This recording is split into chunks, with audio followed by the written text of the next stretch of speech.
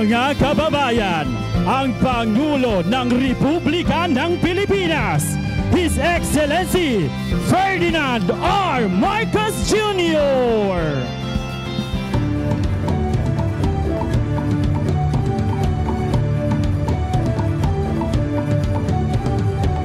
Naghihintay ang bukas sa pagsikat ng umaga. Sumisipol ang tulong sa pinulang hatid ay pag-asa.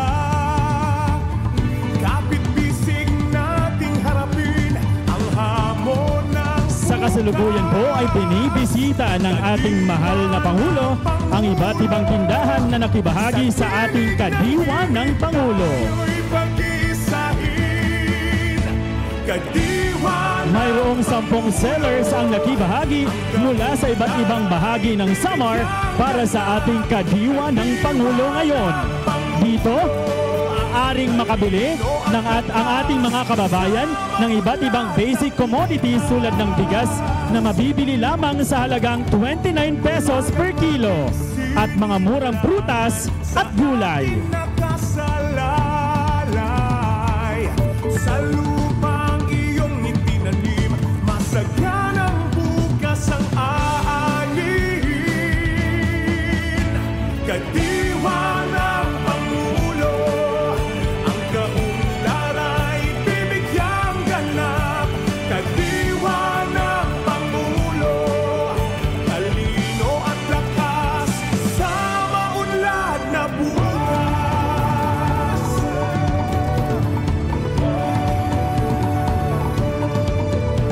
Kadiwa ng Pangulo, ang kaunlad ay bibigyang ganap.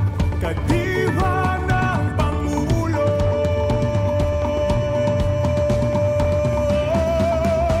kadiwa ng Pangulo, ang kaunlad ay bibigyang ganap.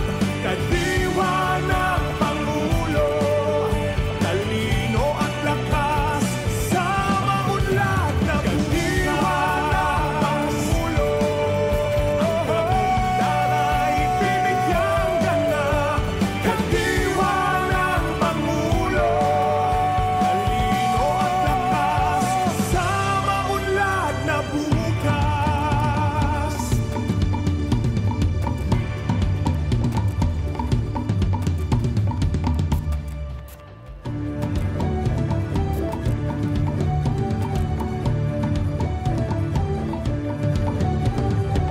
Naghihintay ang bukas sa pagsikat ng umaga. Sumisipol ang tulong sa pinulang hatid ay pag-asa. Kapit-bisig nating harapin ang hamon ng bukas. Sa puntong ito, ang ating mahal na Pangulo ay kasalukuyang umiikot sa mga employers' booths upang kamustahin ang ating mga job seekers. Kadiwa ng Ngayon po ay kasalukuyang iniikot ng ating mahal na Pangulo ang mga medical booths na nag-aalok ng libreng medical consultations para sa ating mga kababayan.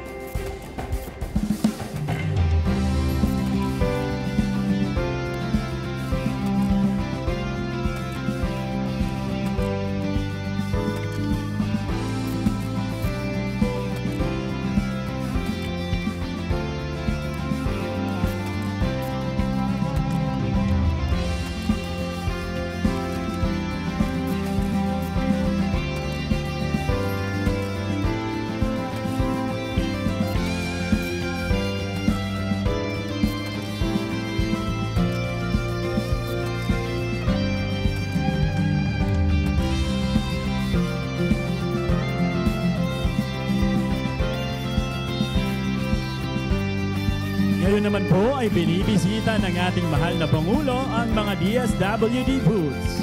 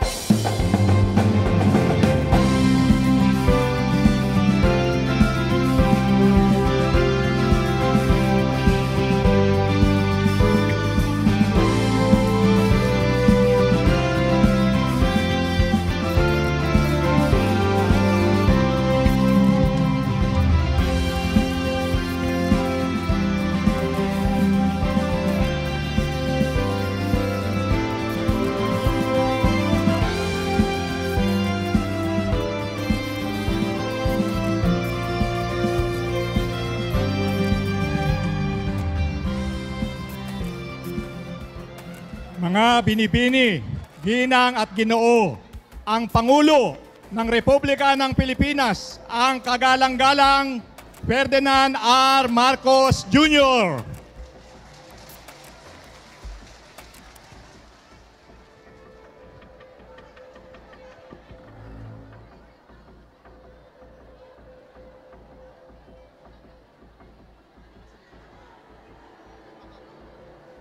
Damo salamat.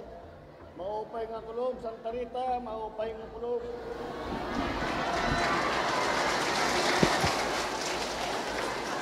Andito lang po kami. Sinama ko po ang ating iba't ibang cabinet secretary. Andito rin po ang ating mga liderato sa local government. At kami po, ay ito yung aming pong ginagawa. Hindi lamang dito sa inyo, hindi lang dito sa Samar, kung hindi sa iba't ibang lugar sa buong Pilipinas. At ganyan po ang aming ginagawa. Pagka maglalagay kami ng job fair, meron medical mission, yung job fair po, para yan, yung pinakamahirap na gawin ay ang mag-match ng trabaho. Ibig sabihin, bagay yung trabaho doon sa training ng aplikante. Kaya naman, nagpapasalamat tayo sa ating mga employer. Nandito na silang lahat at sila'y tumutulong sa atin. At sila po ay naghahanap ng manggagawa. Hindi lamang dito sa Pilipinas, pati na sa mga iba't ibang trabaho sa abroad. Para po, ay kung kakayanin po, ay yan po ang kailangan natin gawin para mabigyan ng pagkakataon ang ating mga kababayan na mapaganda naman ng kanilang mga buhay at ang buhay ng kanilang mga pamilya. At nandyan din po ang Kadiwa, ang Kadiwa Center, Kadiwa ng Pangulo. At yan po ang aming pamamagitan. That is the way na makapagbigay kami, makapagbigay doon sa mga lalo na sa lahat ng pinakanangangailangan. At kailangan na pinakanangangailangan ay mabigyan ng kaunting ginawa dahil may mas mura na bilihin. Meron na tayo, ang bigas po sa Kadiwa ay 29 pesos na lang. Pababa na rin po na pababa. After, habang tatagal ang panahon po, ang Kadiwa, hindi lamang sa mga mahihirap, kung hindi gagawin na natin Kadiwa for all. Ibig sabihin, kung ano yung presyo dati sa Kadiwa, yan na rin ang gagawin natin presyo. Pero dahan-dahan lang po, dahan-dahan natin binababa dahil ibinabago po natin lahat ang buong sistema. Kaya naman po, asahan po ninyo habang naayos sa mga sistema, naglalagay po tayo para sa agrikultura, pinapaganda natin, naglalagay po tayo lahat ng mga makinarya, para tulungan ang ating mga magsasaka. Nagbibigay po tayo ng traktor, naglalagay po tayo ng mga drying, naglalagay po tayo ng mga panggiling, mga milling machine, kung saan-saan po sa buong Pilipinas. Para naman, ang kikitain galing sa palay at sa bigas ay maiiwan sa magsasaka. Hindi mapupunta doon sa mga malalaking supermarket. Dito na may iwan ng perang yan, ang tinatawag na value added. Kasi bawat pagproseso niyan, mas magiging mahalaga. Yung halaga na yun ay may iwan dito sa atin. Kaya yan ang aming ginagawa sa agrikultura. At siyempre, lagi naman sigurong kailangan, lalo na ngayon, na marami tayong naririnig na kailangan natin bantayan tungkol sa ating kalusugan. Kaya naglalagay po tayo ng medical mission. At nagpapasalamat ako sa iba't ibang mga participant, galing sila sa iba't ibang clinic, iba't ibang ospital. Ngunit nag-volunteer sila dito ngayong araw para tulungan kayong lahat.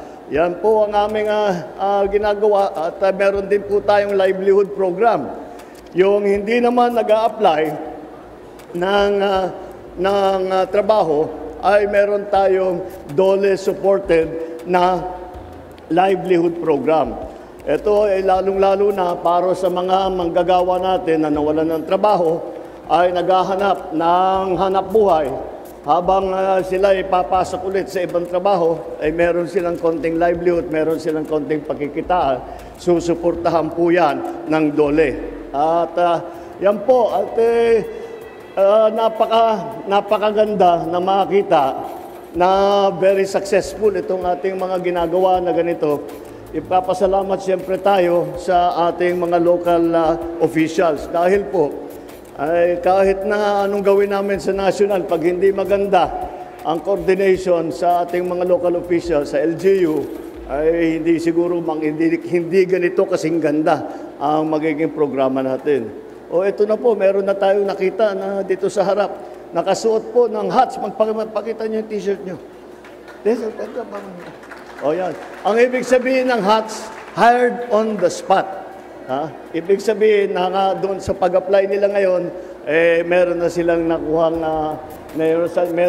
nakuhang pwesto. Very good, congratulations. Sana lahat po ay sisikapin namin na lahat po ng naghahanap ng naghahanap ng trabaho ay kahit papano ay bibigyan natin ng pagkakataon upang makapaghanap buhay ng disente at ng mabuti para sa kanilang mga pamilya. Kaya naman po nandito ako upang matignan at mainspeksyonan lahat mo ng pangyayari, lahat ng nagagawa dito. Mukha naman maayos, very well attended, very well organized. Doon pala nakalimutan ko, doon sa labas, meron pa yung lab na laboratorio na truck. Yan po ay galing naman kay First Lady. Yan ang project niya, yung Lab for All. Ang Lab for All ay programa niya, project niya, na mabibigyan ng ganyang klaseng truck ang bawat probinsya sa buong Pilipinas. Ngunit, dahil siguro, meron bumubulong sa kanya, bago siya matulog, inuna na niya ang mga waray-waray. Kaya nandun na yung mga ating andun na yung ating mga truck. Kaya naman po, gamitin niyo po lahat po ito na mga pagkakataon upang makahanap ng trabaho, upang magpatingin, upang makabili ng mga mas mura na bilihin. At sana po ito ay nagdadala ng konting tulong. Alam naman po natin, kahit ano pang sabihin natin, ay talagang mahirap ang buhay ngayon at maraming nagbabago. Ito lang climate change. Ay ngayon, ulan ng ulan dito sa atin. Panayang ulan, araw-araw halos umuulan. Kaya nagbago talaga ang panahon. Kaya kailangan natin mag-adjust. Kailangan natin mag-adjust sa ating pamumuhay. Kailangan natin mag-adjust sa ating mga eskwelahan. Kailangan natin mag-adjust dahil talagang malaking pagbabago ang hinaharap natin. Yun lang po. At ako ay bumabati lang po at matagal na ako hindi nakabalik. Actually, election pa yata. This is the last time that I was here in Samar. Kaya I'm happy to be able to come here na makita ko kayong lahat, ang ating mga kababayan na waray. Okay, yun lang naman po. At ako, salamat. Thank you very much. Damo nga salamat, mahal na Pangulo. Malugod po naming inaanyayahan ang ating mahal na Pangulo sa baba ng entablado para sa isang group photo kasama ang ating mga beneficiaries.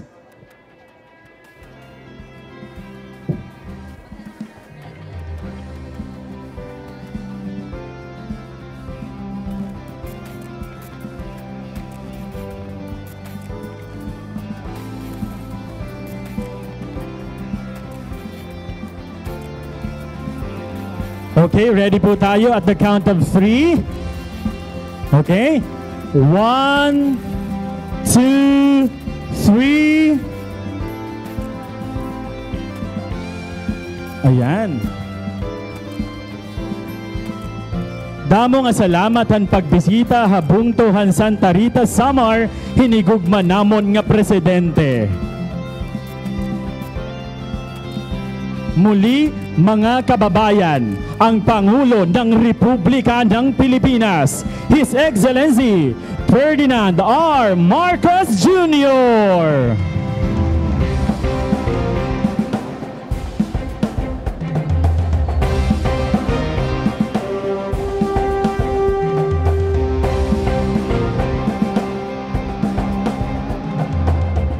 Paalala lamang po, manatili tayo sa ating mga upuan hanggang makalabas ng covered court ang ating mahal na Pangulo. Maraming salamat po.